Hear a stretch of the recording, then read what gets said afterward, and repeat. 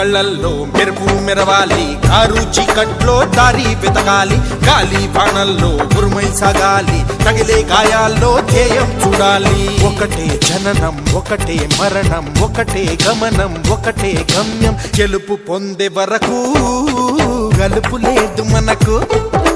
బ్రతుకు అంటే గెలుపు, గెలుపు కొరకే బ్రతుకు.